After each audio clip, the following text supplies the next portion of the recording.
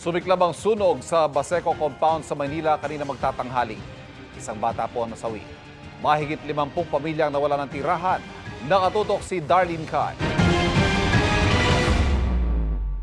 Sumiklab ang sunog sa Gasangan Baseco compound sa Port Area, Maynila pasado alas 11 ng umaga kanina. Nasa labas si Bing nang magkasunog kaya walang naisalbang gamit. Ikalawang beses na itong sunog sa kanilang lugar sa loob ng 9 na taon. Masakit. Back to number 1 na naman. Pero no choice eh. Ang kapitbahay niyang si Norma, nakatingin na lang sa kanilang bahay na natupok. Inuna nilang ilabas ang kaanak na may sakit kaya wala siyang nakuhang gamit.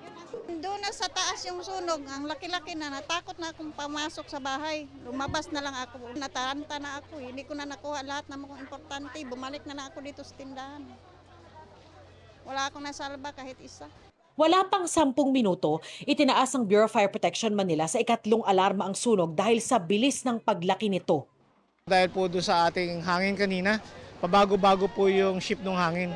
So imbis na papunta lang sa likod, bigla siyang nag-shift sa kanan. Sabi ng BFP, pinalala ng init ng panahon ng bilis ng paglaki at pagkalat ng apoy. Yung sa init po natin is yung siyempre po madali pong madarang yung ating mga light materials. And then sabayan po ng hangin, mabilis po siya. Kailangan po natin siyang maagapan. Magkakandak po tayo ng cover exposure na tinatawag. Tuluyang naapula ng mga bumbero ang apoy matapos ang 1.5 oras. Patuloy na iniimbestigahan ng BFP ang sanhi ng apoy at kabuang halaga ng pinsala. Pagkatapos ng sunog, pinutol ng ilang residente ang mga lumaylay na kawad ng kuryente. Sabi nila, hindi naman raw kasi gagamitin. Nasawi sa sunog ang alagang aso ni Rogelio. Hindi na nakalabas. Kaya wala tayong magawa. Wala na natira. Lahat-lahat. May tindahan ako eh.